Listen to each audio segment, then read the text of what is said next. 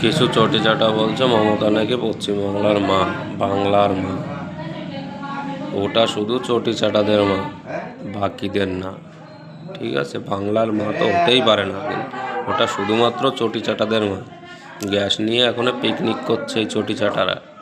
60 টাকা বেড়ে গেছে। তোর মাকে বল না, সব থেকে বেশি কামায় গ্যাস থেকে 250 টাকা সামথিং রাজ্য সরকার। তোর মাকে বল যে গ্যাসের দাম কম করতে।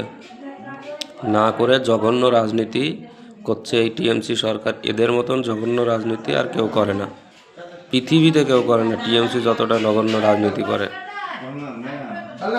এরা এত নিচু মানসিকতার, যেটা কল্পনার বাইরে। আবার বলছে যে এনআরসি করে নাগরিকতা দেবে বলেছিল কেন্দ্র সরকার। কবে বলেছিল? এনআরসিতে কোনো নাগরিকতা দেওয়া হবে না, নাগরিকতা দেওয়া হবে সিএতে অ্যাপ্লাই করে।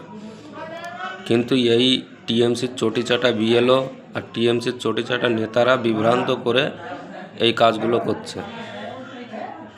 একজন আছে ঠাকুরনগরে, মমতা বালা, যাকে দেখলে পরে এই শরীর জ্বলে।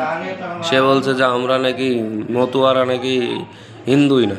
আরে যখন হিন্দুই না, তার কাটার নিচে দিয়ে এখানে এসেছো মারকে, সেখানে যাও না। যখন হিন্দু না, এসেছো কেন এখানে? তোমাকে কে বলে, কে ডেকেছে? এখানে নিমন্ত্রণ করা হয়েছিল নাকি? যত দেশের নোংরামি করার জন্য ভারতবর্ষই পাও নাকি তোমরা? আবার বলছি নাগরিকতা দিল না। নাগরিকতা দেবে কেন তোদের? তোরা তো হিন্দুই না, তোদের নাগরিকতা দেবে কেন? আমাকে সেই প্রশ্নটার উত্তর দেন। বড় মতুয়া হয়ে গেছো না? ঘোড়াকান্দিতে এখনও মা দুর্গার পুজো হয়, আর তোমরা এখানে এসে বড় হনু সেজেছো।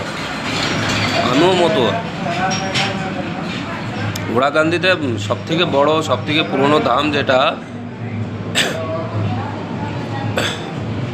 ঘোড়াকান্দি, সেখানেই মায়ের পুজো হচ্ছে। আর এরা নাটক করছে আমরা হিন্দুই না।